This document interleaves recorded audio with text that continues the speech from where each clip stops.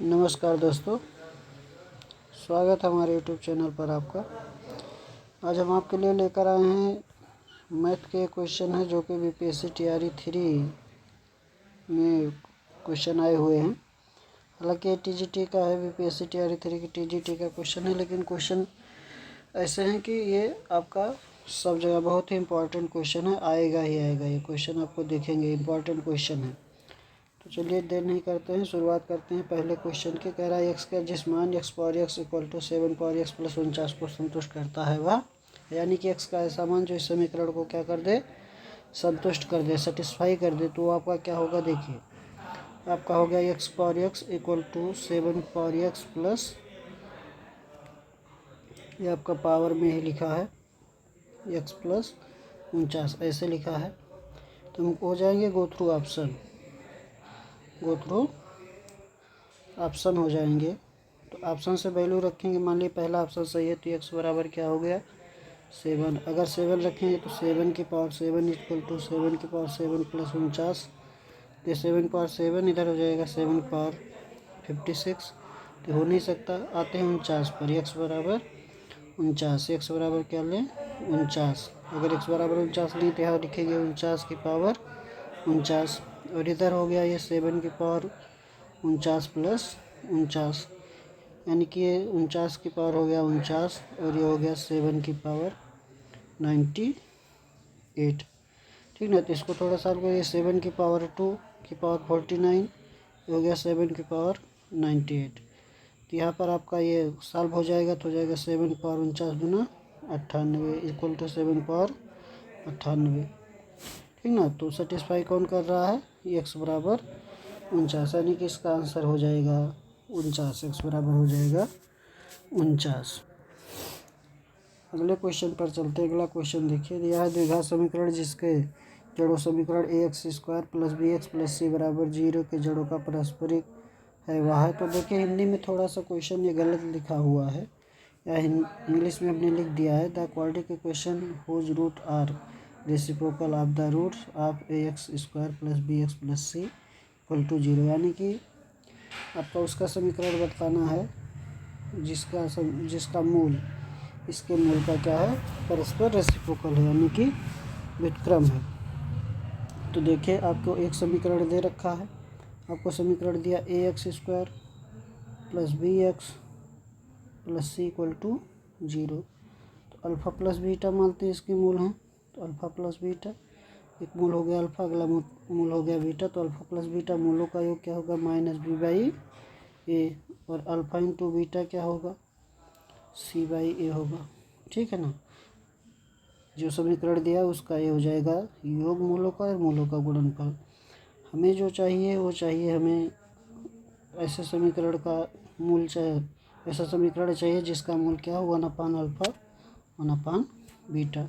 तो इसके अनुसार अगर हम देखें तो मूलों का योग क्या होगा, मूलों का योग आपका हो जाएगा 1/अल्फ़ा प्लस 1/बीटा, यानी कि alpha plus beta alpha beta. यह हो गया मूलों का योग। मूलों का गुणनफल क्या हो जाएगा, मूलों का गुणनफल हो जाएगा 1/अल्फ़ा इंटू 1/बीटा, यानी कि 1/अल्फ़ा बीटा। तो यहाँ से हम देखें तो इसका मान मूलों का योग हम निकाल सकते हैं। अल्फ़ा प्लस बीटा -b/a इसमें रखते हैं। देखिए -b/a और ये हो गया c/a।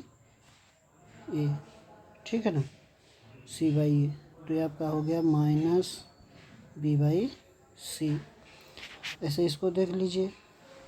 तो ये आपका हो जाएगा अल्फ़ा इंटू बीटा c/a, इसलिए 1/अल्फ़ा बीटा क्या हो जाएगा a/c। ठीक ना। तो इस मूल के लिए हम समीकरण लिखते हैं। तो देखिए इस मूल के लिए समीकरण होगा आपका एक्स स्क्वायर, ठीक ना, माइनस मूलों का योग इंटू एक्स प्लस मूलों का गुणनफल इक्वल टू 0। एक्स स्क्वायर मूलों का योग क्या आ रहा है, मूलों का योग -b/c एक्स प्लस मूलों का गुणनफल A by C equal to 0। तो सॉल्व कर लेंगे इसको, तो हो जाएगा C X square minus B X plus A equal to 0। कौन सा ऑप्शन बना? ऑप्शन हो जाएगा आपका, अच्छा यहाँ पर पहले से माइनस है और ये माइनस बी बाई सी था, तो ये हो जाएगा प्लस, इसलिए आंसर क्या हो जाएगा? ये हो जाएगा आपका। अगले क्वेश्चन पर चलते हैं। देखिए अगला क्वेश्चन देखिए, आपका लिखा 21 से 100 तक सभी पूर्णांकों का योग। तो 21 से 100 तक पूर्णांक कितने होंगे? 21 से 100 तक कितने पूर्णांक होंगे? 80 पूर्णांक होंगे, यानी कि पदों की संख्या क्या होगी? 80 होगी। तो हमें इसका योग चाहिए, तो आपका योग निकाल लेते हैं, n/2 a प्लस एल। तो कितना हो गया? 80/2 ए प्लस एल। ए प्लस आपका हो जाएगा 21 और लास्ट टर्म हो जाएगा 100। तो आपका हो गया 40 गुणे 121, पूरा कर लीजिए। 0 हो गया, 4 हो गया, 8 हो गया, 4 हो गया। कौन सा ऑप्शन? सी ऑप्शन हो जाएगा आपका 4840। ये लगा लीजिए आपका SM बराबर n/2 a प्लस एल। चाहे ऐसे लगाइए, हो सकता है कुछ लोग दूसरे तरीके से लगाएं। देखो दूसरा तरीका क्या हो सकता है कि हम 1 से लेकर कहाँ तक का योग निकाल लें? 100 तक का, और 1 से 20 तक का क्या कर दें? माइनस कर दें। 1 से 100 तक का योग निकाल लें, उसमें से 1 से 20 तक का माइनस। तो इसके लिए यानी कि प्राकृतिक संख्याओं का योग, प्राकृतिक संख्याओं का योग n इंटू n प्लस 1/2, ठीक ना। तो आपका हो गया 100 गुणे 101/2। इसमें से क्या माइनस कर देंगे? 20 गुणे 21/2। ऐसा भी कर सकते हैं, भी वही आएगा 4840, ठीक है ना। चलिए अगला क्वेश्चन आप देखिए। अगला क्वेश्चन ये आपका है √9, ना क्या लिखा है? √9 इंटू √64 बट्टे में √0.04। तो इसका हो जाएगा 3। √64 का हो जाएगा 8 बट्टे में 4 का बनेगा 2, और 2 अंक पर दशमलव तो 1 अंक पर दशमलव 2 हो गया। सॉल्व कर लीजिए, तो इसको कैंसिल कर देंगे, हो जाएगा 4। दशमलव लगा है तो 40 हो जाएगा, इसलिए 4 3 12। कितना बनेगा? 120, 120। नेक्स्ट क्वेश्चन पर चलते हैं। अगला क्वेश्चन देखिए, अगला लिखा है जब x पर 25 प्लस 1 को x प्लस 1 से विभाजित किया जाता है तो शेषफल क्या होगा? या शेषफल होता है। तो देखिए हम किसको विभाजित कर रहे हैं? x पर 25 प्लस 1 को किससे? x प्लस 1 से शेषफल लाना है। तो ध्यान दें x प्लस 1 बराबर क्या ले लेंगे? 0। x बराबर क्या हो गया? -1। इसका मान x बराबर -1 जिसमें भाग दे रहे हैं उसमें रख देंगे तो शेषफल पता चल जाएगा। तो -1 की पावर 25 और प्लस 1, तो ये बना -1 प्लस 1, क्या हो गया? 0। तो x पावर 25 प्लस 1 को किससे विभाजित करेंगे? x प्लस 1 से, तो क्या आएगा? शेषफल आएगा 0। शेषफल क्या आएगा? 0 हो जाएगा। शेषफल आपका हो जाएगा 0। क्या करते हैं? जिससे भाग देना है उसके बराबर क्या ले लेंगे? 0 ले लेंगे, यानी कि x बराबर कितना हो गया? 1। इस समीकरण इसको x बराबर 1 को कहाँ इसमें रख देंगे? जिसको विभाजित कर रहे हैं इसमें रखेंगे, तो -1 प्लस 1 0 हो गया। या -1 की पावर 25 प्लस 1 बराबर 0। तो -1 की पावर 25 पावर कैसा है? ऑड है, इसलिए -1 आएगा प्लस 1 0 हो जाएगा, ठीक है ना। अगले क्वेश्चन पर चलते हैं। नेक्स्ट क्वेश्चन देखिए आप। अगला क्वेश्चन आपका लिखा हुआ है a³ माइनस b³ किसके बराबर? तो a³ माइनस b³ किस में आएगा? a³ माइनस b³ आपका आएगा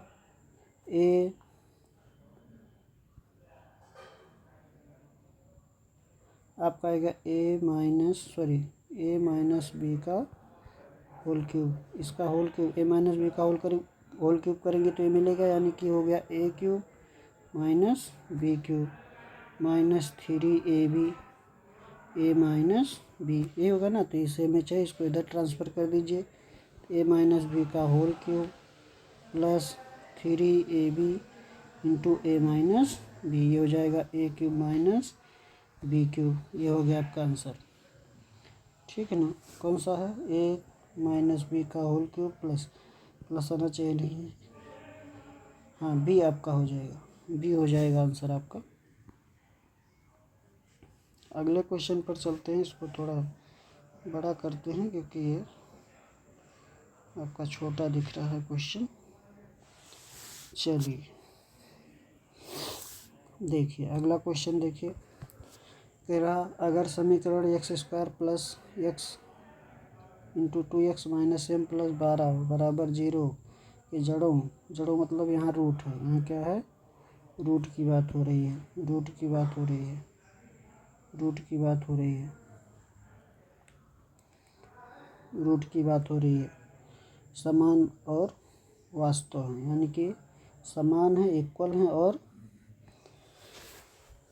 वास्तव में है, रियल में है, इक्वल है, इक्वल है और क्या है, रियल है, क्या, रूट, जो इसके रूट्स हैं वो इक्वल और रियल है। तो इक्वल और रियल के लिए हमें पता है क्या करेंगे, इक्वल और रियल के लिए, इक्वल और रियल के लिए हो जाएगा, देखिए इक्वल और रियल हो जाएगा b² इक्वल टू 4ac या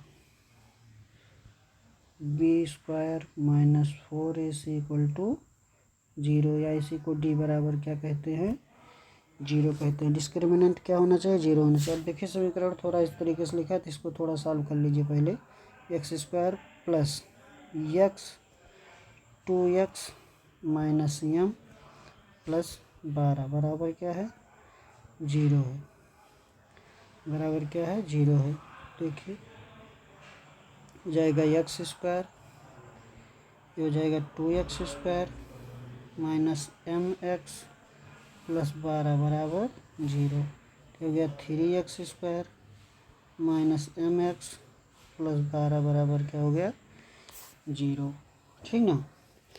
अब इसको कंपेरिजन कर लेंगे, x² plus ax² plus bx plus c equal to 0 से कंपेरिजन करेंगे इसका, आपका हो जाएगा b कितना हो गया, b हो जाएगा आपका माइनस m, यानी कि m², माइनस लिख देंगे तभी प्लस नहीं आएगा, m² b² minus 4ac, 4a कितना हो गया 3c कितना हो गया 12 बराबर क्या हो गया, 0 हो गया। इसलिए कितना हो गया, m² बराबर हो गया 12 गुणे 12 या 144 लिख दें, 144। इसलिए m बराबर क्या हो जाएगा, प्लस माइनस 12, प्लस माइनस क्या हो जाएगा 12, ठीक ना, प्लस माइनस 12। तो इसमें अगर हमें आंसर देना है प्लस माइनस 12 कोई ऑप्शन है नहीं, तो हो जाएगा उपयुक्त में से एक से अधिक, ठीक ना। प्लस माइनस 12 होता तो हम देते, हमारा आंसर हो जाएगा एक से अधिक, समझ गए। इसमें थोड़ी बातें और हम आपको बताते, देखिए रियल और वास्तविक के लिए क्या होगा, b² इक्वल टू 4ac, ठीक ना, ये हो गया आपका रियल होगा और क्या होगा, इक्वल होगा, रियल और इक्वल होगा, समान और वास्तविक होगा। b² is greater than 4ac, ठीक है, तो आपका क्या होगा, रियल होगा, वास्तविक होगा। b² लेस देन 4ac, तो आपका क्या होगा, हो जाएगा आपका इमेजिनरी पार्ट हो जाएगा, यानी कि काल्पनिक हो जाएगा, काल्पनिक हो जाएगा, काल्पनिक रूट हो जाएंगे, इसके जो मूल हो जाएंगे वो क्या हो जाएंगे, काल्पनिक हो जाएंगे, ठीक है ना। अगले क्वेश्चन पर चलते हैं। अगला क्वेश्चन देखिए, लिखा है समुच्चय, यहाँ पर लिखा है 3/1/3 √2 √4 और √127। इसमें परमीय संख्या बताना है, परमीय संख्या बताना है, परमीय संख्या रेशनल नंबर बताना है आपको, रेशनल नंबर बताना है। तो परमीय संख्या आपको बताना है, तो देखिए ये तो परमीय होगा नहीं, अपरमीय, ये भी अपरमीय, इसका अब निकालेंगे तो हो जाएगा 2 हो जाएगा, ठीक ना, 2। इसका भी नहीं निकल पाएगा, इसमें परमीय संख्या रेशनल नंबर क्या हो जाएगा, √4 हो जाएगा, √4। अगले क्वेश्चन पर चलते हैं। अगला देखिए आपका लिखा है 2x³ + 2x, 2x³ + 2x, x² + 1, x⁴ - 1 का एचसीएफ चाहिए। क्या चाहिए, एचसीएफ चाहिए, यानी कि क्या चाहिए, मासा चाहिए हमें। क्या चाहिए, मासा चाहिए, मासा चाहिए। देखिए मासा चाहिए, इसका मासा चाहिए हमें। तो 2x³ + 2x, इसमें से क्या कर लीजिए, 2x कॉमन हो जाएगा, x² + 1 ये हो जाएगा। अगला लिखा है x² + 1, तो इसका फैक्टर यही होगा, कुछ होगा नहीं, x² + 1।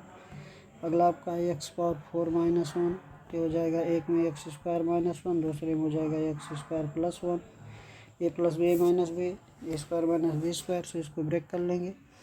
तो तीनों में कॉमन क्या है, तीनों में कॉमन क्या है, x² + 1, x² + 1, x² + 1, ये आपका हो जाएगा एचसीएफ, ये आपका क्या हो जाएगा, मासा हो जाएगा इसका, ठीक है ना।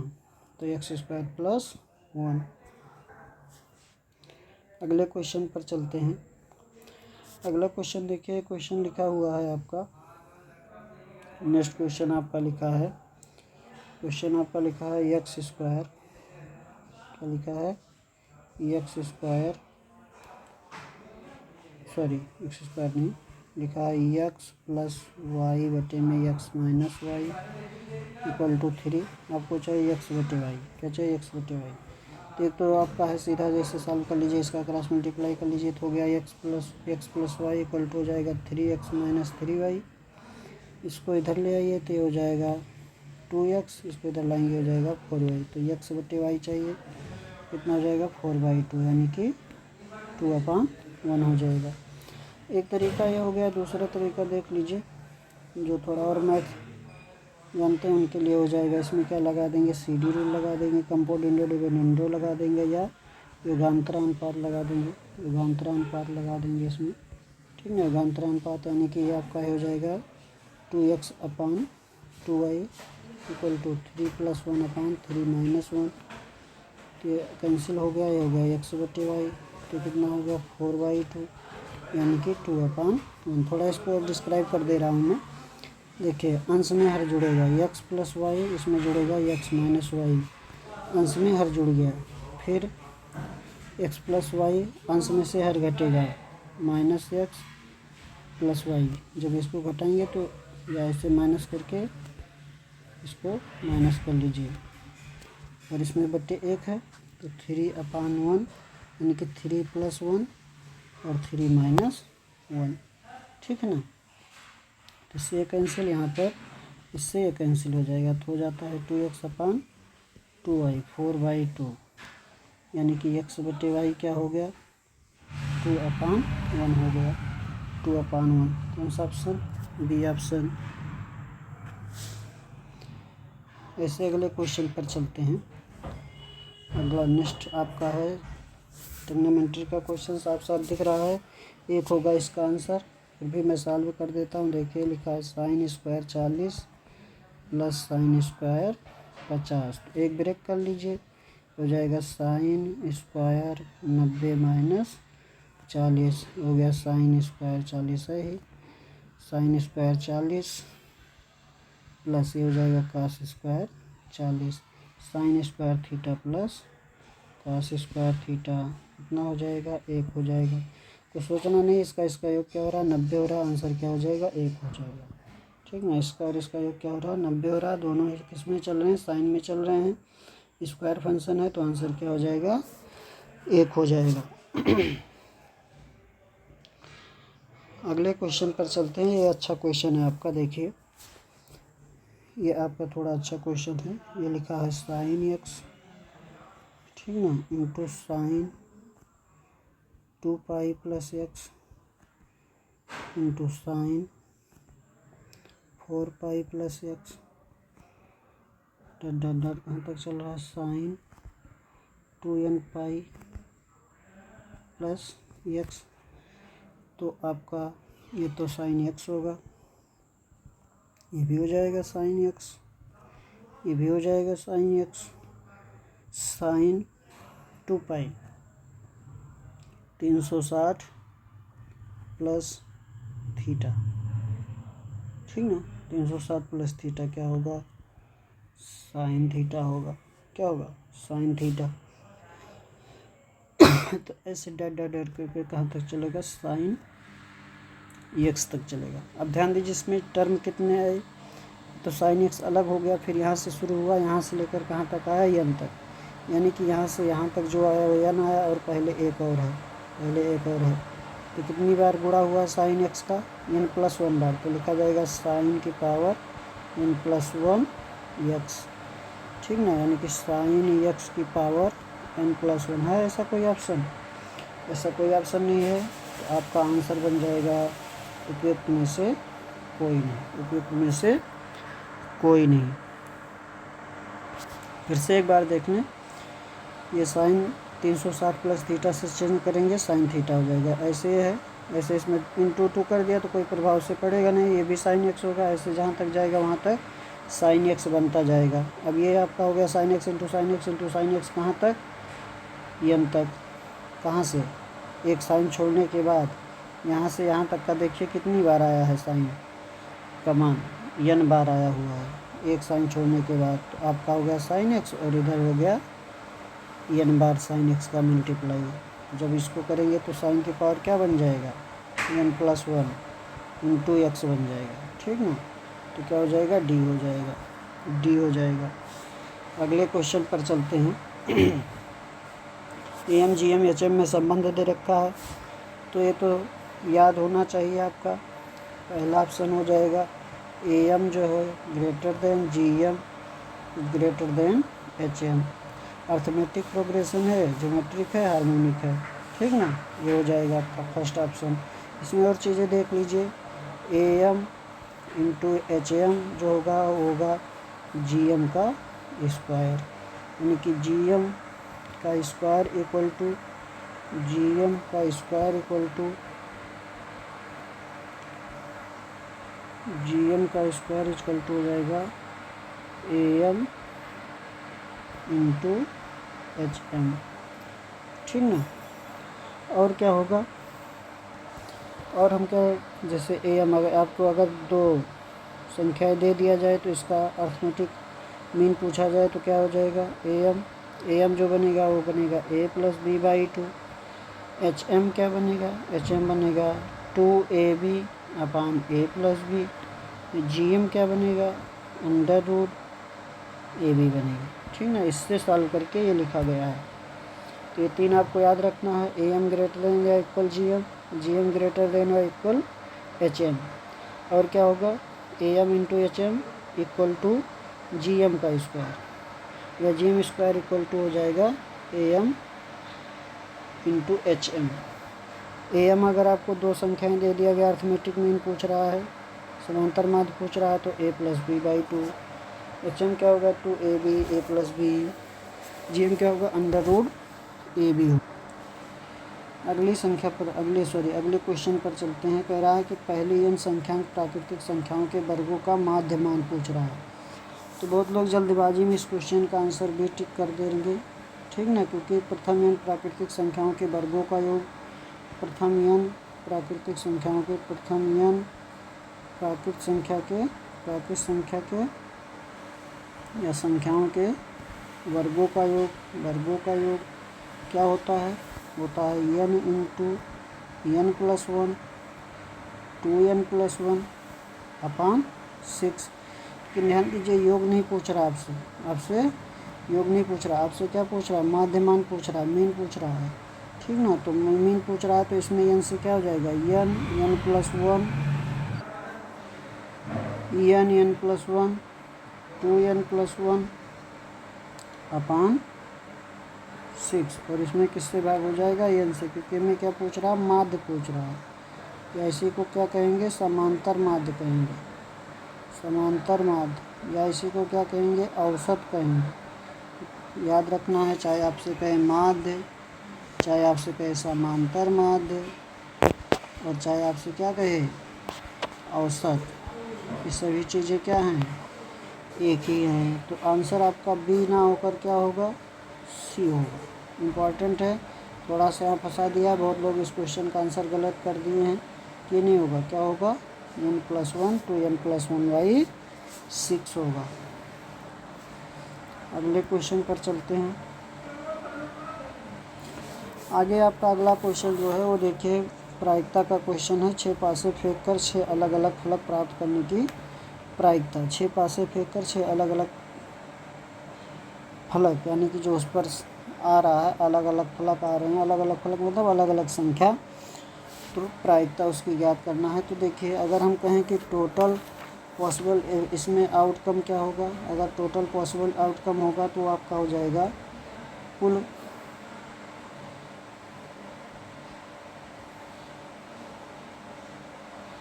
कुल जो इवेंट बनेंगे या कुल आउटकम जो टोटल बनेंगे वो आपका क्या हो जाएगा, हो जाएगा पासा है, तो पासा है तो क्या होगा 6 होगा। इसको कहेंगे टोटल पॉसिबल आउटकम्स, ठीक ना। टोटल पॉसिबल आउटकम क्या हो जाएगा 6/6। तो पॉसिबल या जो आपको चाहिए फेवरेबल, वो क्या हो जाएगा, फेवरेबल जो आउटकम होंगे, आपके आउटकम जो होंगे वो क्या हो जाएंगे, हो जाएगा 6 अलग अलग आना है तो 6 फैक्टोरियल बन जाएगा। 6 फैक्टोरियल, इसकी प्रोबेबिलिटी क्या हो जाएगी, इसकी प्रोबेबिलिटी हो जाएगी आपकी 6 फैक्टोरियल अपॉन 6 स्क्वायर। प्रायिकता क्या होता है, प्रायिकता क्या होगा, प्रायिकता होगा अनुकूल प्रकारों की संख्या, अनुकूल प्रकारों की संख्या, ठीक ना, बटे कुल प्रकार, कुल प्रकार। तो अनुकूल प्रकार जो आपके हैं वो 6 फैक्टोरियल है, और टोटल आपका कुल प्रकार क्या है 6 है। जब 6 पासे को आप फेंकेंगे तो कितनी पॉसिबिलिटी उसकी बनेगी, 6/6 बनेगी, और जो उसमें आपके अनुकूल होंगे वो 6 फैक्टोरियल, क्योंकि कह रहा है कि अलग अलग फलक आना चाहिए तो 6 फैक्टोरियल बनेगा वो। तो 6 फैक्टोरियल अपॉन 6 6 फैक्टोरियल अपॉन 6/6 कौन सा, ये ऑप्शन। तो ध्यान रखना है प्रायिकता क्या होगा, अनुकूल प्रकारों की संख्या बटे कुल प्रकार।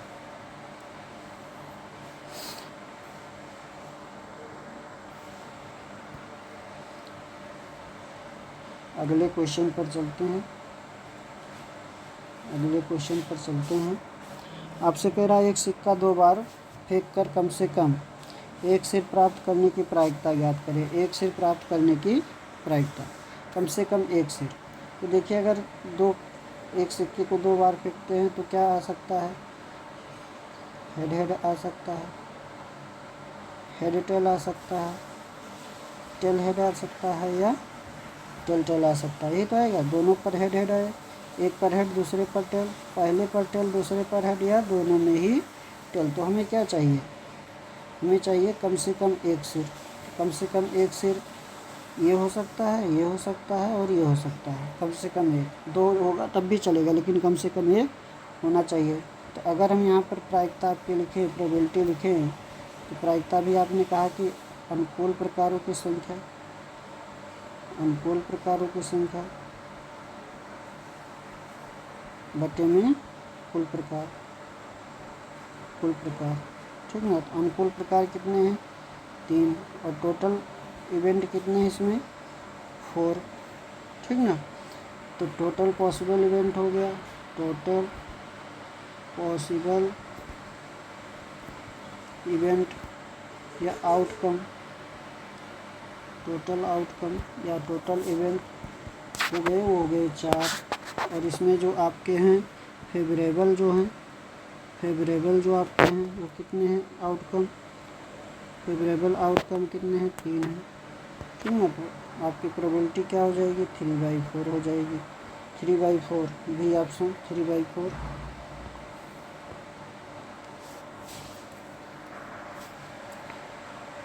अगले क्वेश्चन देखिए, आपका लिखा हुआ है 2 रिक्तियों के एक पोस्ट के साक्षात्कार में एक पति और पत्नी उपस्थित रहे। अगर पति के चयन की संभावना 1/7 और पत्नी की 1/5, तो दोनों की चयन होने की संभावना क्या है? तो दोनों के चयन होने की संभावना लिखना है। तो पति का कितना है? 1/7 है, और पत्नी का कितना है? 1/5 है। तो दोनों के चयन की संभावना, यानी कि हमें दोनों के चयन की संभावना चाहिए। तो दोनों के चयन की संभावना यानी कि हमें चाहिए प्रोबेबिलिटी क्या चाहिए?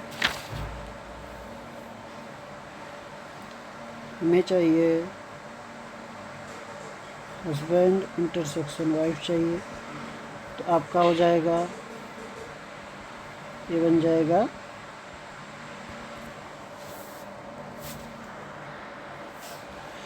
देखिए, तो हमें दोनों के चयन होने की संभावना चाहिए, यानी कि हस्बैंड और वाइफ दोनों के चयन होने की संभावना। तो दोनों के चयन होने की संभावना ये आपकी बन जाएगी। तो आपका हो जाएगा 1/7 इंटू 1/5, यानी कि 1/35। तो यहाँ आपका आंसर हो जाएगा बी। ठीक है ना। इसकी संभावना थी पति की 1/7 और पत्नी की संभावना थी 1/5। तो दोनों का चयन होने की संभावना हो जाएगा 1/35। अब ऐसा भी हो सकता है कि आपसे पूछे कि केवल एक सेलेक्ट हो। क्या पूछे? केवल एक सेलेक्ट, केवल एक के चयन होने, केवल, ये तो आंसर हो गया। अगर आपसे पूछता है एक और क्वेश्चन इसमें, केवल एक की चयन की संभावना, केवल एक की चयन की संभावना, एक ये पूछ सकता है। एक क्वेश्चन आपका ही हो गया, एक ये हो गया। दूसरा, या ऐसा भी पूछ सकता है कि किसी के भी ना चयन होने की, कोई भी ना चयन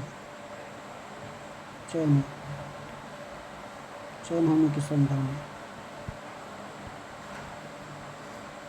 ऐसा भी हो सकता है। तो एक तो हमने आपको बता दिया, आप कह रहा को एक, केवल एक का चयन हो, तो एक का चयन होगा तो दूसरे का नहीं होगा। ठीक ना। तो एक का अगर चयन होगा तो दूसरे का नहीं होगा, तो हो जाएगा, ये बन जाएगा आपका PH,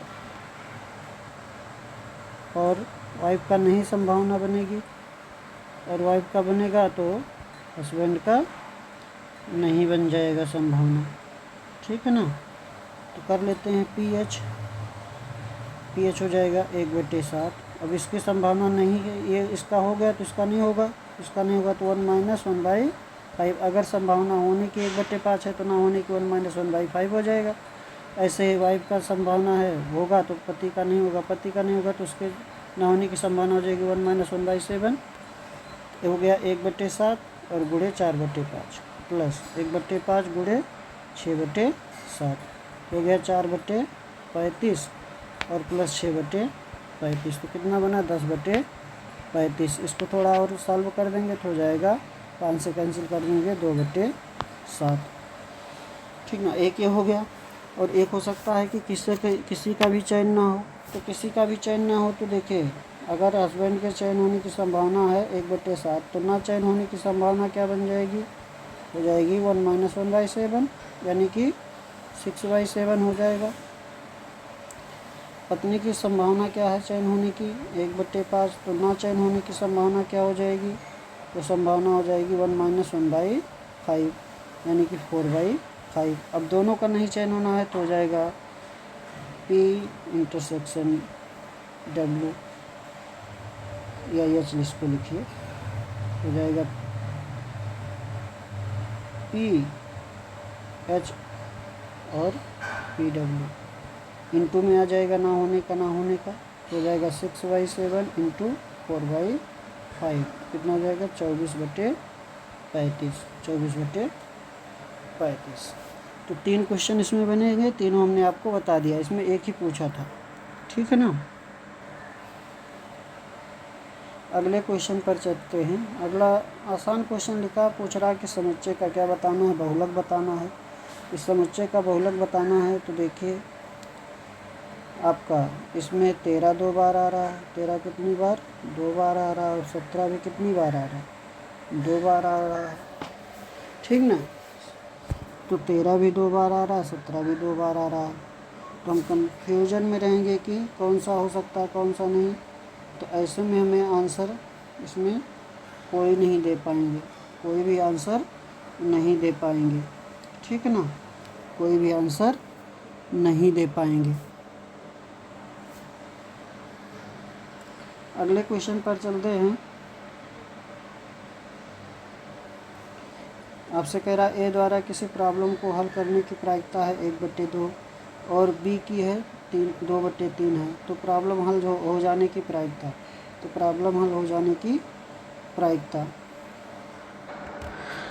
प्रॉब्लम सॉल्व हो जाने की प्रायिकता देखिए आपका ये दे रखा है यहाँ पर। ए सॉल्व करता है तो उसकी प्रायिकता है ए की 1/2 और बी की क्या है सॉल्व करने की 2/3, ठीक है ना। अब इसमें थोड़ा सही से नहीं लिखा है, लेकिन अगर हम कहें दोनों सॉल्व कर लेते हैं, दोनों सॉल्व कर लेते हैं, अगर दोनों सॉल्व कर लेते हैं तो आपका हो जाएगा प्रायिकता देखिए पी ए इंटरसेक्शन बी, यानी कि P A into P B कितना हो जाएगा ये 1/2 इंटू 2/3, कितना बनेगा ये आपका 1/3 हो जाएगा। 2 से 2 कैंसिल, 1/3 हो जाएगा। अगर किसी एक द्वारा या तो ए करता है या तो B, R A R B या आर ए आर बी में, तो आपका क्या हो जाएगा, तो पी ए यूनियन बी, यानी कि P A plus P B into P A intersection B. तो ये था 1/2 प्लस 2/3 माइनस कितना 1/3, तो आपका हो जाएगा 1/2 प्लस 1/2, ठीक ना। घटा लेंगे तो हो जाएगा 1/3, तो आपका बन जाएगा 5/6। अगर कोई एक सॉल्व करता होगा तो 5/6, लेकिन यहाँ कह रहा प्रॉब्लम हल हो जाने की प्रायिकता, तो दोनों सॉल्व करेंगे तो आपका होगा 1/3। तो यहाँ पर हमारे हिसाब से आंसर जो होना चाहिए सॉल्व हो जाएगा, यानी कि सॉल्व हल हो जाने की प्रायिकता, यानी कि कोई भी सॉल्व कर ले जाए, चाहे ए करे चाहे बी करे, तो आंसर यहाँ बनेगा 5/6। अगर दोनों सॉल्व करते हैं तो उनकी प्रायिकता होनी चाहिए थी 1/2, लेकिन यहाँ कह रहा है हल हो जाने की प्रायिकता, अब हल हो जाए चाहे ए करे चाहे बी करे, ठीक ना। तो ये आपकी प्रायिकता क्या बन जाएगी 5/6। अगर दोनों का पूछताछ होता 1/3। नेक्स्ट क्वेश्चन पर चलते हैं। इसकी माध्यिका बताना है, माध्यिका, तो माध्यिका बताना है तो पहले क्या करेंगे आर्डर में लिखेंगे। पहले देख लेते कितनी संख्या है, 1 2 3 4 5 6 7 8 9, 9 संख्याएँ हैं, 3 3 9 संख्याएँ हैं। तो 9 में माध्यिका क्या हो जाएगा, 9 में माध्यिका हो जाएगा 10/2, यानी कि 5वां टर्म। लेकिन आर्डर में लिखेंगे इसको 1 2 3, 1 2 3, फिर आपका 5 5, फिर आपका है 6, फिर आपका है 7, फिर आपका है 9, हो गया 1 2 3 4 5 6 7 8, एक संख्या कोई छूट रही है, आपका हो गया 1 हो गया 2 3, फिर 3 के बाद 5 5, फिर 6, फिर 7, फिर 9, तो 3 3 6 3 3 का 9, 7 2 बार आया है, 7 क्या आया है 2 बार आया है, ठीक है ना। तो ये हो गया। अब 5वां टर्म में चाहिए, कौन सा टर्म 5वां टर्म में चाहिए, तो 1 2 3 4 5, तो क्या हो जाएगी इसकी माध्यिका हो जाएगी 5, माध्यिका क्या हो जाएगा 5 हो जाएगा। ये अच्छा क्वेश्चन है। अगला देखिए, यदि प्रत्येक वृत्त की त्रिज्या 1 सेंटीमीटर है, छायांकित क्षेत्र का क्षेत्रफल बताना है। ये आपको बताना है, ये वाला भाग जो छायांकित है। तो देखिए प्रत्येक की त्रिज्या कितनी है 1 1 है, प्रत्येक की त्रिज्या कितनी है 1 1 है, ठीक ना, एक एक, तो एक एक से बन गया 2 का क्या बन गया, वर्ग बन गया। ये जो बन गया 2 सेंटीमीटर का वर्ग, ठीक है ना। तो वर्ग के क्षेत्रफल में से ये वाला ये वाला ये वाला ये वाला त्रिज्यखंड बाहर कर दें तो क्या मिल जाएगा, ये अंदर भाग का मिल जाएगा। तो वर्ग का क्षेत्रफल पहले निकाल लीजिए। वर्ग का क्षेत्रफल आप जानते होता है भुजा का स्क्वायर यानी कि 2 का स्क्वायर यानी कि कितना, 4। अब ये और ये 4 आपके त्रिज्यखंड हैं। ये 90 का है तो 360 का एक वृत्त बन जाएगा। तो जो त्रिज्यखंड का क्षेत्रफल हो जाएगा या त्रिज्यखंडों का क्षेत्रफल यानी कि इसमें कितने हैं, 4 त्रिज्यखंड हैं। तो एक वृत्त का क्षेत्रफल तो पाई आर स्क्वायर। अब यहाँ त्रिज्या देखिए, त्रिज्या कितनी है, 1 है, ये दे रखा है। त्रिज्या कितनी है, 1 है। तो हो जाएगा आपका पाई इंटू 1 यानी कि पाई। तो आपका जो बनेगा ये छायांकित भाग का क्षेत्रफल जो साइडों बनाया गया है, छायांकित भाग का जो क्षेत्रफल हो जाएगा आपका, छायांकित क्षेत्र का क्षेत्रफल वो क्या हो जाएगा, इस वर्ग के क्षेत्रफल में से क्या कर देंगे, त्रिज्यखंड का क्षेत्रफल बाहर कर देंगे तो 4 माइनस पाई सेंटीमीटर स्क्वायर। तो ए ऑप्शन होगा, कौन सा हो जाएगा, ए ऑप्शन, ठीक है ना। अच्छा आगे देखते हैं, बस इतना ही क्वेश्चन है आज के लिए। तो आप लोगों के लिए आज ये जो भी क्वेश्चन है बहुत ही इम्पोर्टेंट, वेरी इंपॉर्टेंट क्वेश्चन है, सभी एग्ज़ाम के लिए इम्पोर्टेंट है। ये अच्छे क्वेश्चन हैं, वेरी इंपॉर्टेंट क्वेश्चन है। तो आप लोग देखिए और चैनल को विजिट कीजिए, लाइक कीजिए, कमेंट कीजिए, शेयर कीजिए ज़्यादा से ज़्यादा लोगों में। धन्यवाद।